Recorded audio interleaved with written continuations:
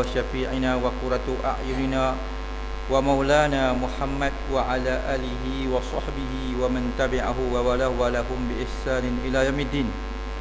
سبحانك لا علم لنا إلا ما علمتنا إنك أنت العليم الحكيم. رب اشرح لي صدري ويسر لي أمري واحلل عقدة من لساني يفقه قولي. رب يسر ولا تعسر رب تمم بخير يا كريم.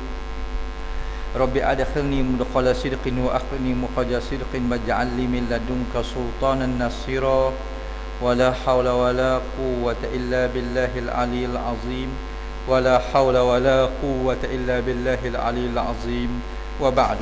Alhamdulillah, syukur kita kehadrat Allah Subhanahu Wa Taala, dengan limpah izinnya dapat sama-sama kita berada di rumah Allah yang mulia ini. Kita dipilih oleh Allah menjadi tetamunya, berada di taman syurga Allah di bumi ini. Mudah-mudahan kita sentiasa diberkati, dirahmati serta diridai oleh Allah Subhanahu Wa Taala.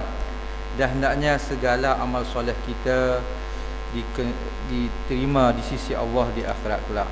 Tanpa kita lupa kita menyiapkan kesyukuran, selawat dan salam ke atas junjungan besar Nabi Muhammad sallallahu alaihi wasallam, kerana dengan perantaraan baginda lah dapat kita mengenal hakikat iman, Islam dan ihsan. Seterusnya baginda pembawa rahmat ke atasan alam. Masih lagi kita membicarakan kitab Misteri Alam Kubur karangan Syekh Al-Fatani. Pada malam ini kita akan ceritakan tentang kisah Yahya bin Akhtam. Kisah Yahya bin Akhtam, di mana ada orang bermimpi melihat Yahya bin Akhtam setelah kematiannya. Kerana misteri alam kubur ini begitu rumit untuk kita mengetahuinya, melainkan seperti mana yang telah dikabarkan pada kita. Ada orang bermimpi melihat Yahya bin Akhtam setelah kematiannya. Lalu ditanyakan kepadanya, apakah yang Allah Ta'ala buat kepadamu? Yahya bin Akhtam ni seorang ulama yang terkenal. Jawabnya, aku dihentikan di hadapan kebesarannya. Lalu Allah Ta'ala berkata, hai syekh yang jahat. Kata kat dia, Yahya bin Akhtam ni, hai syekh yang jahat, engkau melakukan itu dan ini. Pada anggapan orang dia hebat dah lah Yahya bin Akhtam ni, tapi Allah Ta'ala kata dia, hai syekh yang jahat, engkau melakukan ini dan itu. Aku, kata syekh tadi ni, Syekh Yahya Akhtam tadi kata, wahai Tuhanku, bukan begini keadaannya yang aku dengar tentang dirimu. Allah Ta'ala berfirman, apakah yang diceritakan kepadamu tentangku? Kata Allah, maka sembahku telah sampai berita kepadaku daripada Ma'mar, daripada Az-Zuhri, daripada Urwah, daripada Aisyah, daripada Nabi SAW, daripada Jibril, daripadamu Tuhan yang maha suci dan maha tinggi, bahawa engkau telah berfirman, sesungguhnya aku malu menyiksa orang tua yang telah beruban dalam agama Islam. Tuhan rasa malu nak menyiksa orang yang tua yang beruban dalam agama Islam, yang sentiasa taat kepada perintah Allah Subhanahu Wa Taala. Allah Ta'ala berfirman, engkau benar, Ma'mar benar, Az-Zuhri benar, Urwah benar, Aisyah benar, Muhammad benar, Jibril benar, dan sesungguhnya aku kata Allah Ta'ala, telah ampunkan engkau, wahai Yahya bin Akhtam. Ya? Begitulah, bukan semua orang dapat bertemu dengan Allah Subhanahu Wa Taala ketika di alam ghaib. Satu lagi kisah Mansur bin Ammar. Ada orang bermimpi melihat Mansur bin Ammar setelah kematiannya. Lalu dia ditanyakan, apa yang Allah Ta'ala buat kepada kamu? Lantas dia berkata, aku dihentikan di hadapan Allah yang maha mulia, dan Allah Ta'ala berfirman, wahai Mansur, dengan apakah engkau datang kepadaku? Allah Ta'ala bercakap dengan Mansur bin Ammar. Jadi ada orang bermimpi, dia jumpa Mansur bin Ammar setelah kematian dia, dan tanya apa Allah Ta'ala buat dengan dia. kata boleh ni Ammar tadi, apa ni, Mansur bin Ammar kata dia, aku sedang berhadap depanmu ya Allah, dan kata Allah Ta'ala pada dia, wahai Mansur, dengan apakah engkau datang kepada aku? Kau bawa apa aku? Kamu datang ni, apa persiapan kamu? Apa bekalan kamu? Maksud dia gitu. Maka aku berkata, kata Mansur bin Ammar kepada Allah Ta'ala, dengan 360 kali mengkhatam Al-Quran. Kita berapa kali agak khatam Quran? Dia khatam 360 kali menghadap Allah Subhanahu Wa Ta'ala. Kita kalau tak khatam, dia ketam. Allah Ta'ala berfirman kepada dia, tidak aku terima suatu pun daripadanya. Yang kamu khatam 360 kali itu, satu pun aku tak terima. Kata Allah Ta'ala kepada Mansur bin Ammar ni, seorang ulama terkenal. Maka sembahku, bila Allah Ta'ala kata dia tak terima dengan nak baca 360 kali itu khatam Quran, kita tak tahulah tuan terima ke tak. Ni kawan tu pun tuan tak terima, kan? Kemudian kata boleh Mansur bin Ammar lagi, dengan 30 kali haji. Okeylah, kamu tak terima aku khatam Quran, aku bawa kepada kamu ni pergi Mekah 38 kali haji. Allah Ta'ala berfirman, tidak aku terima satu pun yang haji kau aku tak terima. Dia. Begitu kita kena ingat, kan? Kita kena buat sungguh haji betul. Kemudian Allah Ta'ala bertanya lagi, dengan apa engkau datang kepada aku wahai Mansur? Maka sembahku, Mansur kata, aku datang kepadamu denganmu. Itu dia. Aku datang kepadamu denganmu, yakni dengan mengharap redamu. Aku datang pada kau ni semata-mata nak harap redamu. Kalau nak kira amalan aku tak seberapa, kau kata sendiri pun kau tak terima tadi. 360 kali khatam Quran, kau kata tak terima. Aku pergi haji sampai 38 kali. Kita kadang-kadang sekali tak pergi, duit banyak. Habis aku datang, kata dia, kepadamu denganmu, yakni dengan mengharap redamu. Aku serah redamu. Itu dia. Maka Allah Ta'ala berfirman kepada Mansur bin Ammar, sekarang baru engkau datang kepadaku, pergilah, sesungguhnya aku telah mengampunkan kamu. Itu dia. Sebab itulah kita buat apa benda pun, kita dengan penuh keikhlasan kepada Allah Subhanahu Wa Ta'ala, barulah Tuhan terima. Jangan kita duk bangga buat banyak berbagai-bagai tu, tapi tidak ada keikhlasan, akan ditolak di sisi Allah Subhanahu Wa Ta'ala. Itu dia. Kemudian Imam Al-Qurtubi menyebutkan bahawa ada orang yang apabila sampai ke kursi, sebenarnya amalan dia tadi ni sampai ke kursi Allah Ta'ala. Sebab itu kadang-kadang amalan seseorang tu tak sama di sisi Allah Ta'ala. Kadang-kadang kita tengok dia biasa aja, tapi amalan dia kuat. Hanya dia dengan Allah yang mengetahui. Kadang-kadang kita tengok hebat, tapi amalan tak macam mana pun, gaya yang lebih, kita kata, kan? Imam Qurtubi menyebutkan ada orang yang apabila sampai ke kursi, maka terdengar seruan supaya dia dikembalikan.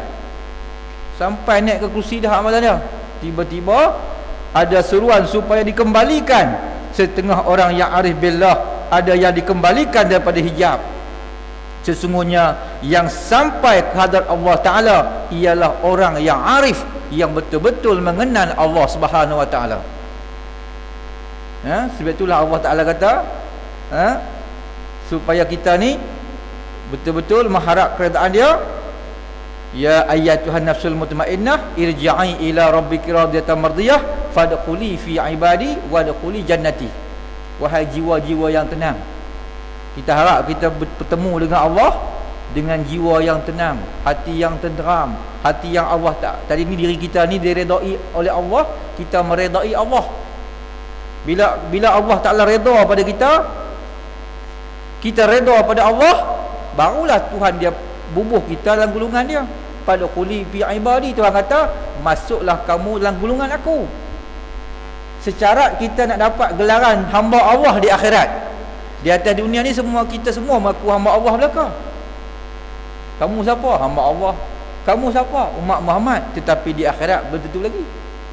Belum tentu lagi Allah Ta'ala nak mengangkat kita sebagai hamba dia.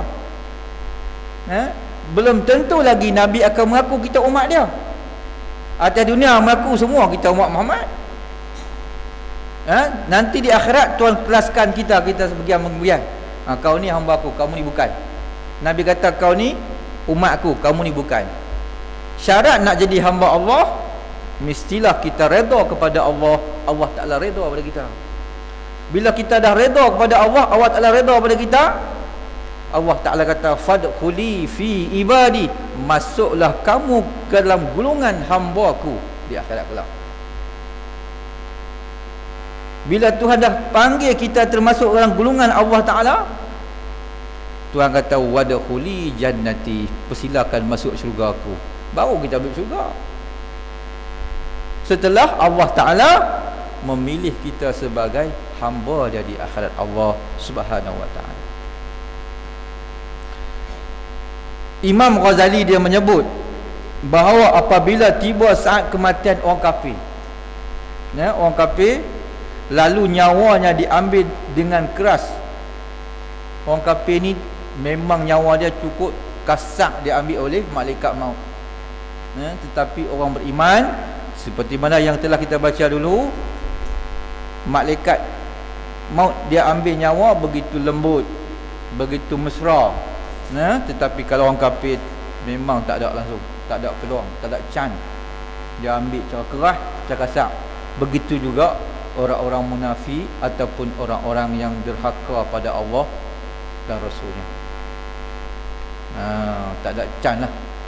Tapi kalau orang beriman, malaikat yang ambil nyawa cukup cantik, rupa dia cantik, mesra dengan orang beriman.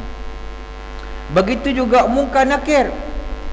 Munkar Nakir nak tanya orang beriman, rupa dia pun segak, kacak, handsome, pakaian dia pun cantik, bau wangan dia begitu harum.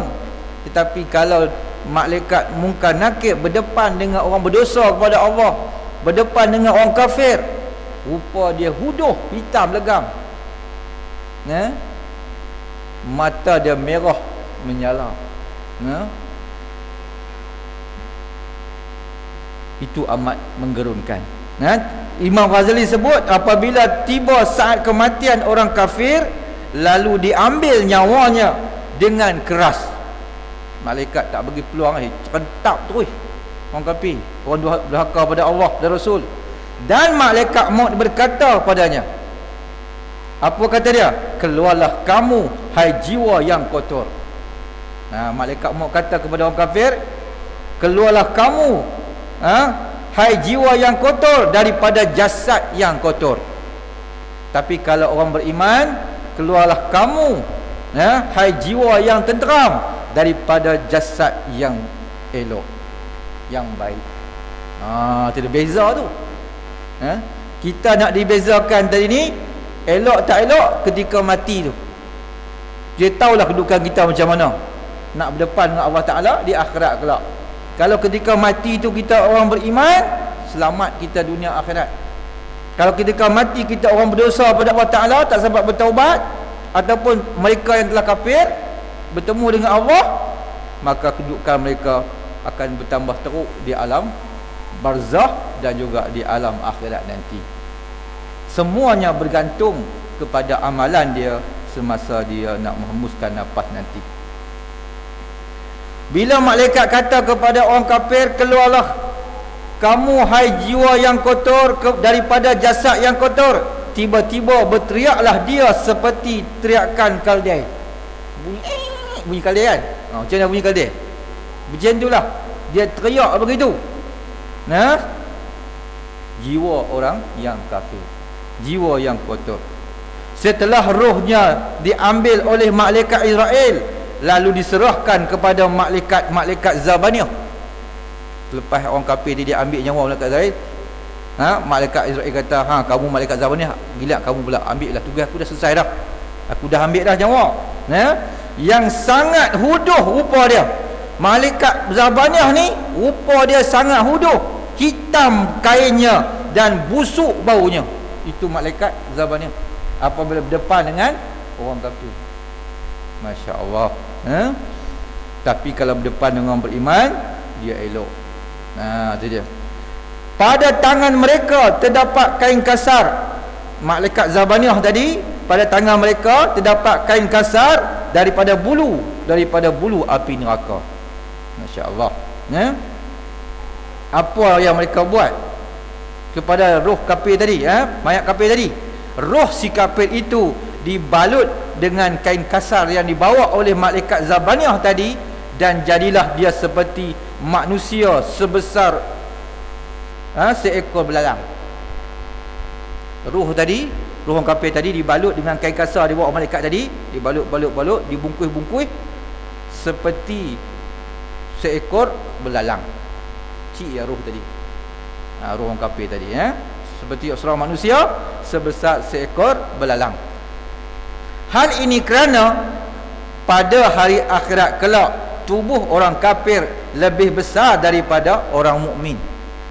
Di akhirat kelak tubuh orang kafir dia lebih besar daripada orang mukmin. Itulah sebabnya roh si kafir lebih besar daripada orang mukmin. Maka di dunia tu, masa dalam kubur tu, dibalut macam seekor belalang. Nanti dia berkembang dari roh dia, jasad tadi ni dia besar daripada kita kata orang mukmin tadi. Ada berita yang menyebutkan bahawa pada hari kiamat nanti gigi geraham orang kafir dalam neraka sebesar bukit Uhud. Gigi geraham orang kafir dalam neraka sebesar bukit Uhud. Masya Allah. Kan dahsyatnya. Mereka disiksa di sisi Allah dalam neraka nanti. Setelah itu roh tersebut dibawa naik sehingga ke langit dunia.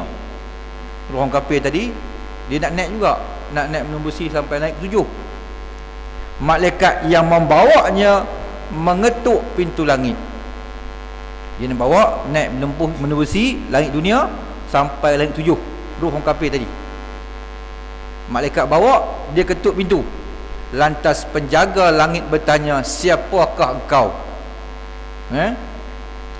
Malaikat itu menjawab, akulah angkatan malaikat maut bersama malaikat Zabaniah. Namaku Diqyail. Nama malaikat yang bawa tu, roh orang kafir nak naik ke langit tu, nama dia Diqyail. Payah nak sebut, pelik ingat nama malaikat pun. Kemudian ditanyakan lagi, siapakah yang bersamamu? Siapa bersama kamu ni? Dia menjawab, orang ini nama sekilas si kafir tu, nama dia nama apa tak kisahlah, nama acung ke apakah, kan? Nama Sami ke? Nama yang paling buruk. Dia menyebut dengan nama yang paling buruk dan paling tidak disukainya semasa dunia tu. Nama si Fulan tu. Kemudian penjalan langit berkata, tiada ucapan selamat datang dan tiada dibukakan pintu langit untuknya. Malaikat yang duduk pintu langit pertama pun tak mau buka kat dia. Roh orang kafir ni, orang dahaka pada Allah Ta'ala, untuk menembusi langit pertama sampai ke langit ke-7. Tidak ada ucapan selamat datang dan tidak dibukakan pintu langit untuknya, seperti mana yang telah dipermankan Allah Ta'ala dalam Al-Quran. A'udzubillahi samil alim minasyaitanir rajim. Qul aghairallahi abghikum ilahan wa huwa faddalakum 'alal alamin. Surah Al-A'raf ayat 140, yang bermaksud sesungguhnya orang-orang yang mendustakan ayat-ayat kami, kata Allah Ta'ala, dan yang angkuh berasa dirinya lebih daripada mematuhinya, tidak sekali-kali akan dibukakan bagi mereka pintu-pintu langit, dan mereka tidak akan masuk syurga sehingga unta masuk ke lubang jarum, dan demikianlah kami membalas orang-orang yang melakukan kesalahan. Surah Al-A'raf ayat 140. Apabila didengar malaikat yang membawanya apa yang diperkatakan itu, lalu ia mencampakkan roh itu ke bawah. Roh orang kafir tadi campak bawah. tak boleh naik ke langit. Dicampakkan ke bawah, jatuhlah roh itu, ditiup angin. Roh orang kafir tadi jatuh, ditiup angin ke tempat yang amat jauh sehinggalah sampai ke bumi. Jatuh tak tahu ke mana. Dia tu kadang-kadang roh tu dia meracau rata kan, dia sampuk orang ni kan tu kan, orang kafir tadi. Kenapa? Langit tak mau terima dia. Bila jatuh sampai ke bumi, disambut oleh malaikat Zabaniyah, lalu dimasukkan ke tempat nama dia Sijin. Malaikat Zabaniyah kutip roh tadi ni yang dicampak oleh malaikat di langit. Dia bawa roh orang kafir tadi, orang dahaka pada Allah Ta'ala dan Rasul tadi, satu tempat nama dia Sijin, iaitu batu yang amat besar, tempat semua roh-roh orang jahat berhimpun. Di situ ada satu tempat batu tu, kawasan tu lah yang amat besar, tempat roh-roh orang jahat berhimpun di situ, nama dia Sijin. Kalau roh orang beriman di langit sana, nama dia Baidah. Baidah di sana tu melepasi langit ke-7, nama tempat Baidah. Tapi tempat roh orang kafir dan orang yang dosa dia, nama dia Sijin, satu batu yang amat besar, tempat roh orang jahat berhimpun. Menurut satu riwayat, apabila roh dikembalikan kepada jasadnya, tadi roh tak masuk lagi ni, baru duduk merawang je. Malaikat bawa pergi tempat yang kafir tadi ni, orang berdosa tadi, ke tempat Sijin, diseksa situ dulu, roh diseksa dulu. Kemudian mengikut satu riwayat, apabila roh tadi dikembalikan kepada jasad dia, setelah tadi mayat tadi pun dikebumikan, roh keluar setelah mayat tu mati. Mayat dia ambil nyawa oleh malaikat maut, dia keluar sekejap, merawang atau pergi. Bila ditanam dia dalam kubur, roh pun datang balik, masuk sama dalam kubur tadi. Roh dikembalikan kepada jasadnya yang sedang dimandi tadi, maka duduklah roh itu di kepala dia. Roh nak masuk tadi, dia tengok duduk kepala dulu. Setelah mayat itu dikapankan, maka roh itu melekat di dada dia. Roh pun masuk bila mayat tu dikapankan. Roh itu berteriak dengan suara yang amat keras, cepatlah bawa aku. Roh tu kata, cepatlah bawa aku, iaitu menuju kepada rahmat Allah Ta'ala, jika kamu tahu apa yang sedang menantiku. Bawa cepat sikit, aku tak sabar ni, nak menuju rahmat Allah Ta'ala. Kemudian apabila jasadnya dimasukkan dalam kubur dan ditimbus tanahnya, kubur pun berseru pada mayat itu. Bila dah tadi ni jasad dimasuk dalam kubur, roh dah masuk dalam jasad tu, kemudian jasad pun dimasuk dalam kubur dan ditimbus tanahnya. Pegali kubur pun ataupun orang yang jaga tu timbus tanah tadi, maka kubur pun berseru pada mayat itu. Kubur kata pada mayat itu, berapa banyak kamu bersukaria di atas belakangku. Dulu atas dunia dulu kamu seronok ya. Kerana dia kata kepada mayat itu, berapa banyak kamu bersukaria di atas belakang aku dulu. Atas dunia dulu kamu cukup seronok, macam-macam kamu buat, kamu happy, kamu hiburan macam-macam. Maka pada hari ini, kata kubur, tinggallah engkau berduka cita dalam perut aku. Sebelum ni kamu seronok sangat atas dunia, hari ini kamu duduk dalam perut aku, berduka cita dalam perut aku, kata bumi, kata kubur tadi. Dan berapa banyak kamu makan beraneka macam jenis makanan atas belakang aku. Masa kamu hidup dulu, kamu macam-macam, kamu bedai, asal boleh makan, masuk je, tak kira apa. Bumi kata kepada mayat tadi, berapa banyak kamu makan beraneka jenis makanan atas belakangku. Maka pada hari ini,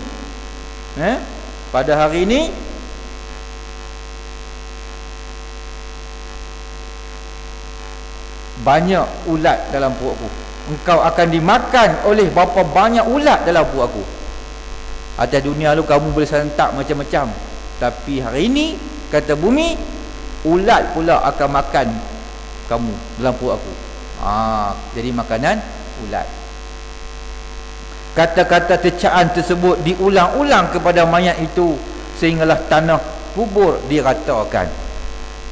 Tadi tengah timbul kan. Kemudian penggali kubur ke ataupun orang yang tadi ni timbul tanah tadi rata habis dia. Sebelum tu kubur tadi diulang cakap kepada mayat tersebut. Kemudian diseru pula oleh para malaikat yang dikenali dengan nama Ruman. Sebelum mai malaikat Munkar Nakir, ada dulu malaikat nama Ruman. Malaikat yang dikenali sebagai nama Ruman, malaikat yang pertama sekali ditemui oleh mayat dalam kubur. Sebelum mai Munkar Nakir, datang dulu nama malaikat Ruman, malaikat yang pertama ditemui mayat dalam kubur, sehinggalah peristiwa seterusnya yang bakal dihadapi dia. Walaupun jadi malaikat Ruman tu mai, kemudian selepas itu datang pula dijelmakan pula amal dia, amal si mayat tadi. Kalau amal tadi dia baik atas dunia dulu, dia dijelmakan sebagai seorang lelaki yang segak, yang baik, yang soleh. Amal tadi dijelmakan sebagai seorang lelaki, kacak, segak, harum baunya, pakaiannya indah. Tapi kalaulah amal dia dulu amalan yang buruk, maka dia akan dijelmakan dengan rupa yang juga yang buruk. Amal dijumpa sebagai rupa yang buruk, huduh, bau busuk dan sebagainya. Pakaian yang tak elok,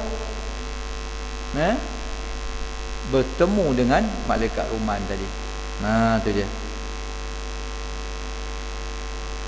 Kemudian malaikat Ruman tu ajak kepada si mayat tu, ayat kepada si mayat, wahai si mayat, nanti akan datang kepada kamu malaikat, dua malaikat akan bertanya kepada kamu.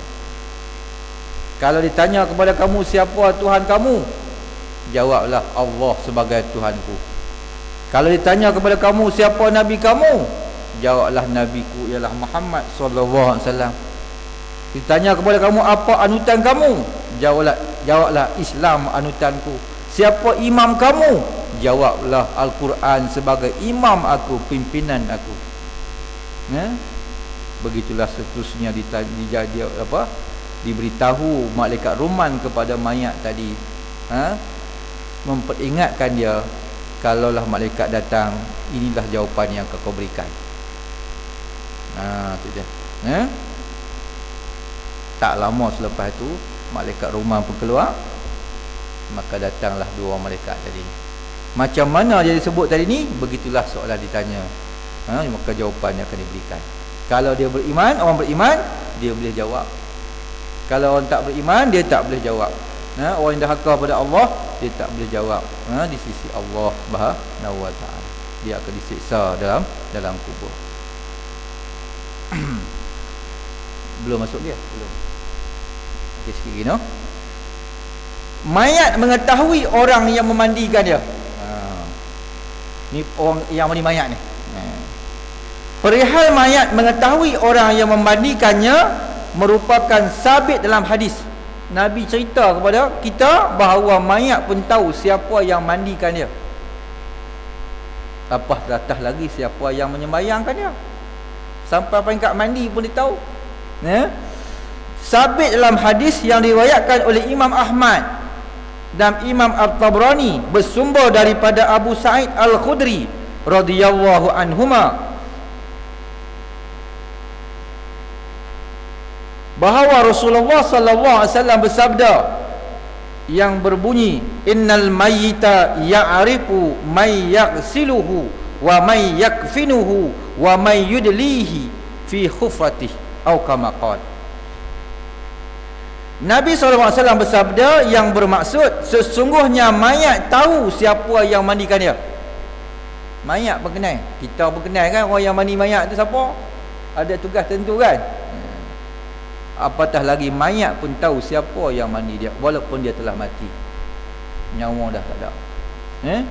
Nabi kata mayat tahu siapa yang mandikannya. Sebab tu orang nak mandi mayat ni dia kena ada adab sikitlah. Jangan pula mandi mayat tu pakai apa, aurat terbuka apa semua, tak boleh lah kan. Kena hormati mayat tu. pakai elok-elok nak mandi mayat tadi.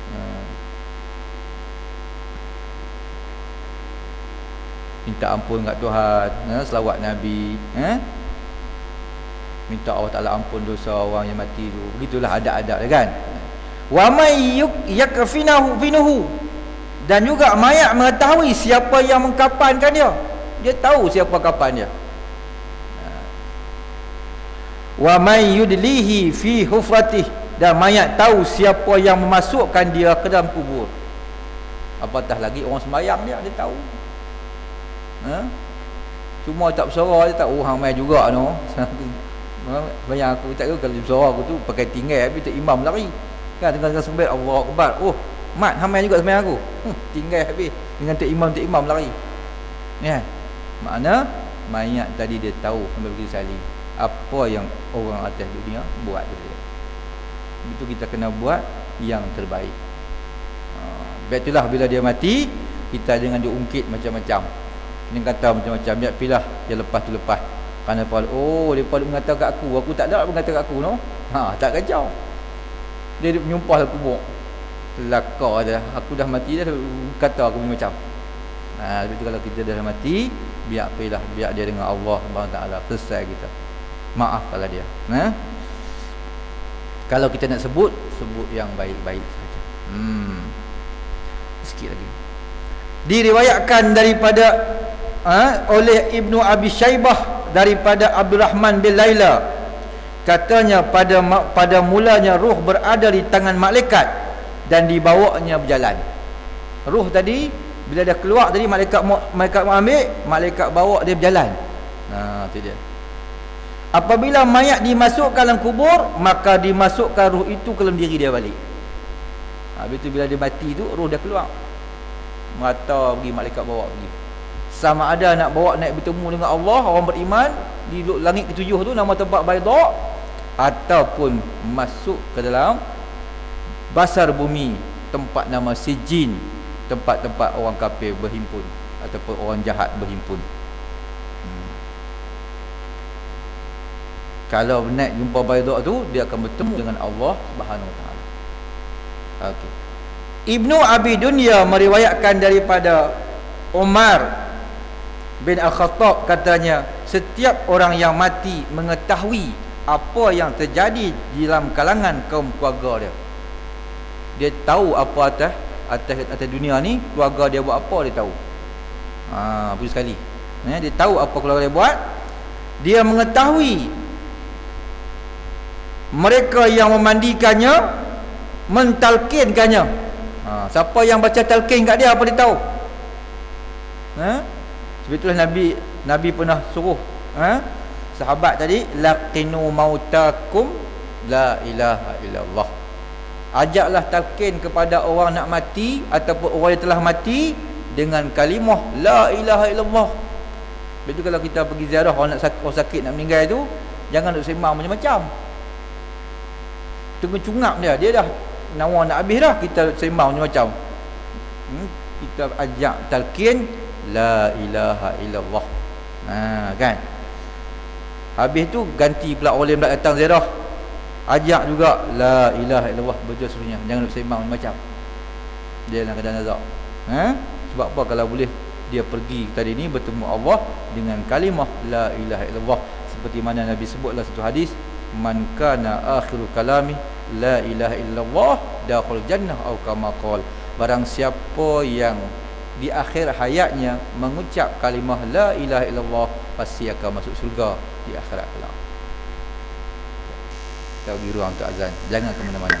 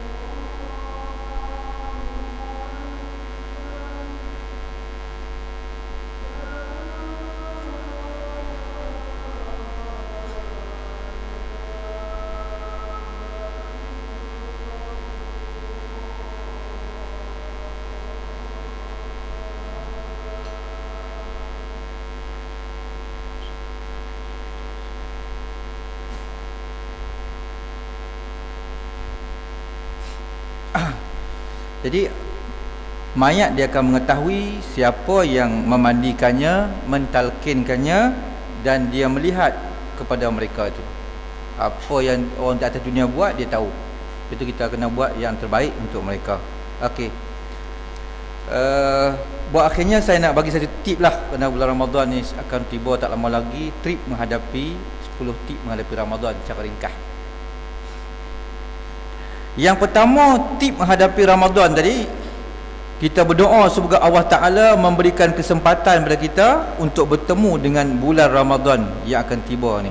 Doa kan, doa kepada Allah, Allahumma barikna fi Sya'ban wa balikna Ramadan, umpamanya. Ya Allah, berkatilah kami dalam bulan Sya'ban ini dan sampailah kami dalam bulan Ramadan, tak lama lagi. Kami rindu sangat di bulan Ramadan. Berdoa banyak-banyak. Tip yang kedua menghadapi Ramadan, bersyukurlah dan puji Allah Ta'ala di atas kurniaan Ramadan yang diberikan kepada kita. Kenapa? Bulan Ramadan ialah bulan untuk umat Muhammad SAW. Berbeza Allah Ta'ala bagi kepada umat terdahulu, umat Muhammad yang terbaik. Khairu ummatin ukhrijat linnas.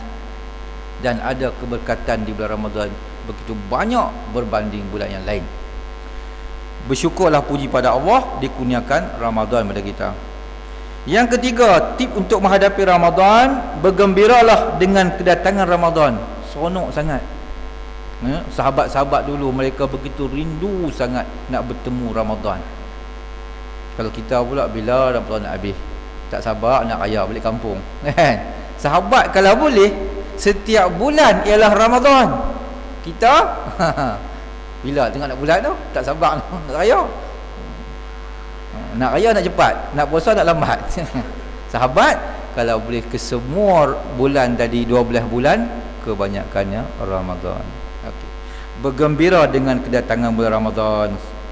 Yang keempat, rancanglah agenda kegiatan untuk mendapat manfaat sebesar mungkin di bulan Ramadan. Apa aku nak buat dalam Ramadan ni? Nak baca Quran, kalau boleh nak khatam 30 juzuk umpamanya. Aku nak berzikir, aku nak banyak bersedekah dan sebagainya. Nabi kata sebaik-baik sedekah bila Ramadan. Buat itu yang terbaik. Nak muhasabah diri. Yang kelima, bertekadlah mengisi waktu Ramadan dengan ketaatan pada Allah. Kalau sebelum ni aku kurang buat ibadat, bulan Ramadan ni yang akan datang ni aku nak buat semaksimum mungkin ibadah di bulan Ramadan ni. Nak garap pahala. Kenapa? Tidak berlaku pahala yang digandakan seperti di bulan Ramadan ni. Bertekad mahu mengisi waktu Ramadan dengan ketaatan dan dengan perkara yang berfaedah. Yang keenam, pelajarilah hukum-hukum dan semua amalan ibadah di bulan Ramadan. Walaupun kita tahu dah sebuah sikit sebelum ni, kalau boleh kita kena teliti lagi tentang hukum-hukum tadi, ibadah di bulan Ramadan, supaya apa? Makin kita rasa betul-betul menghayati Ramadan tadi. Yang ketujuh, sambut Ramadan dengan tekad meninggalkan dosa. Kalau boleh aku tak mau dah dosa-dosa ni, aku nak bertobat pada ni. Dan kebiasaan benda buruk tadi buang terus.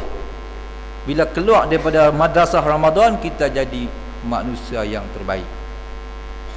Ramadan sebagai tempat latihan kita untuk mengubah sifat-sifat yang buruk hiasi dengan sifat yang baik. Sambut Ramadan dengan tekad meninggalkan dosa dan kebiasaan buruk tadi ni, bertaubat secara benar. Yang ke-8, siapkan jiwa dan rohaniah kita dengan bacaan yang mendukung proses tazkiyah an-nafsu. Kita cari wirid-wirid tertentu dan sebagainya, doa-doa tertentu yang boleh kita kata dijadikan kita tadi mengekang sifat-sifat buruk pada kita. Dengan cara itu kita akan hampir dengan Allah Subhanahu Taala. Berjihad tadi melawan hawa nafsu. Dengan apa? Dengan antaranya kita menghadiri majlis ilmu, majlis zikir di bulan puasa ni.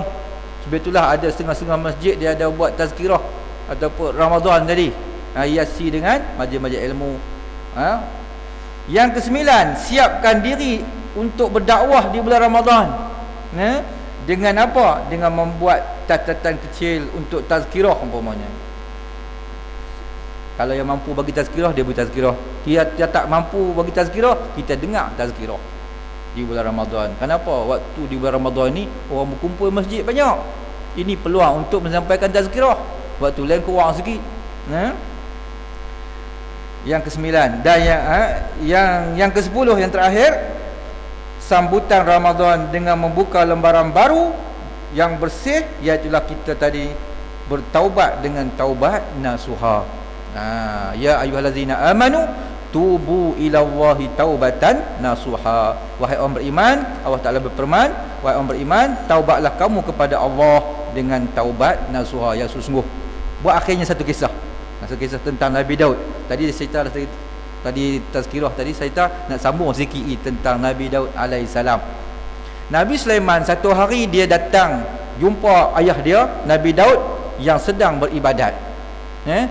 Beliau meminta izin untuk masuk. Dia ketuk pintu, ayah saya nak masuk ni, boleh tak? Ayah dia izinkan. Setelah Nabi mengizinkan anaknya Nabi Sulaiman tadi, Nabi Sulaiman masuk membawa bersamanya roti untuk ayah dia. Ayah dia puasa terus, tak makan.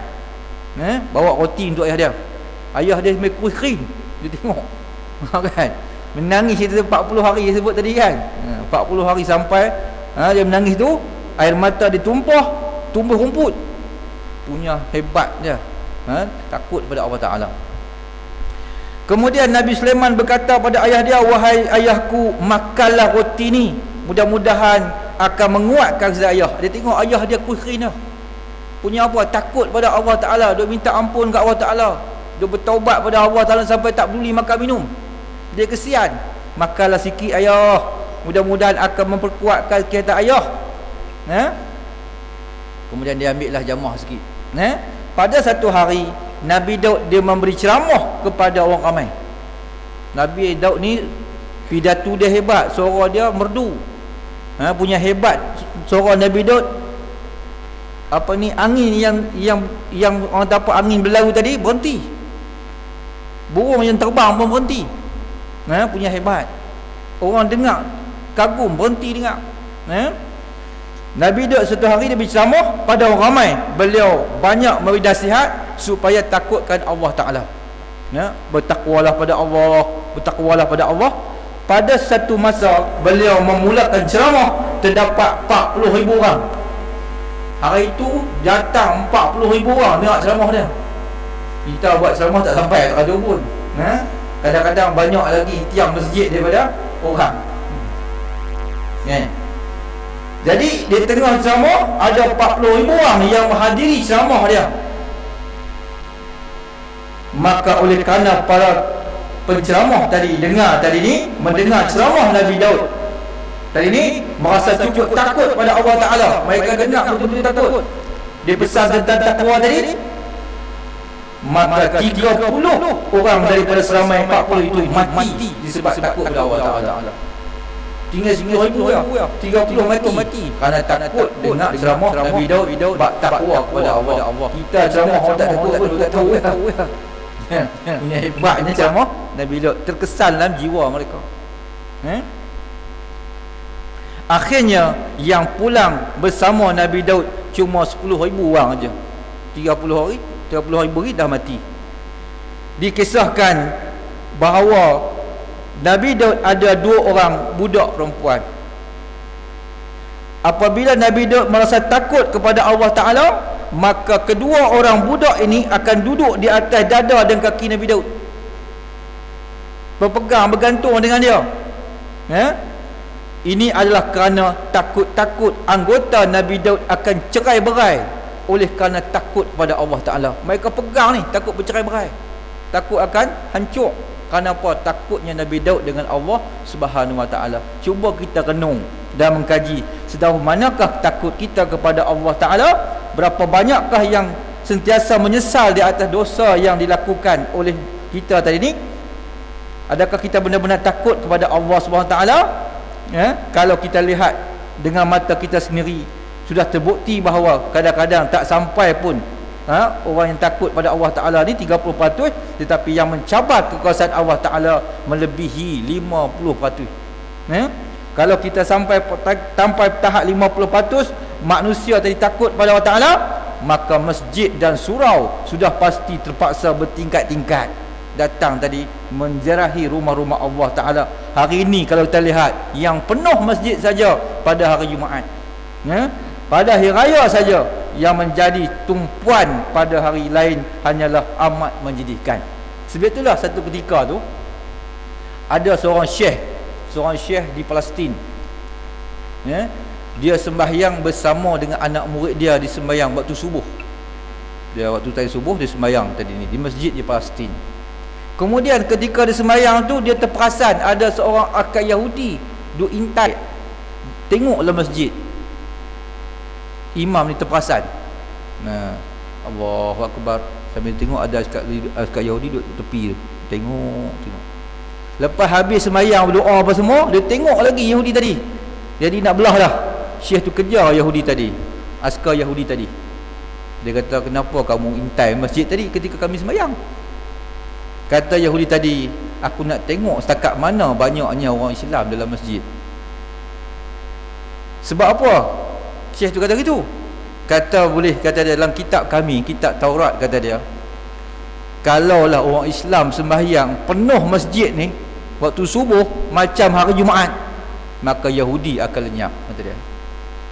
Dia kata, terdapat dalam kitab kami, kalau orang Islam sembahyang masjid ni waktu subuh macam banyak hari Jumaat, tak lama lagi Yahudi akan lenyap di atas dunia ni. Sekarang tengok biasa ya, masjid tak ada apa pun, sikit ya, kami rasa kuat lagi. Nampak begitu sekali ni, begitu lemahnya kita ketika ini, kerana masjid pun kita tak sanggup nak memakmurkan rumah Allah SWT. Siapa lagi nak memakmurkan rumah Ta'ala melainkan kita lah, umat Muhammad SAW.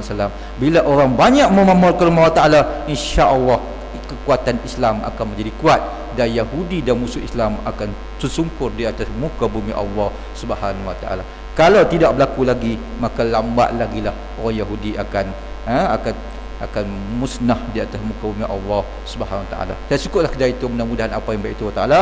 Terima kasih atas segala perhatian, mohon maaf silapan, mudah-mudahan Allah Taala merahmati kita semua. Insya-Allah saya mengucapkan selamat menyambut hari puasa yang al-mubarak. Mudah-mudahan kita jumpa lagi lah insya-Allah lepas raya nanti. Aqul qouli hadza wa astaghfirukum. Wassalamualaikum warahmatullahi taala wabarakatuh. Bismillahirrahmanirrahim. Alhamdulillahirabbil alamin wa bihi nasta'in wa la adwa illa 'alal zalimin. Allahumma shalli ala sayyidina Muhammad wa ala sayyidina Muhammad. Allahumma fa'alna bima 'allamtana wa 'allimna ma yanfa'una wa zakkina ma nasina bi rahmatika ya arhamar rahimin. Rabbana iftah bainana wa baina qawmina bil haqq wa antal fatihin. Rabbana iftah bainana wa baina qawmina bil haqq wa antal fatihin.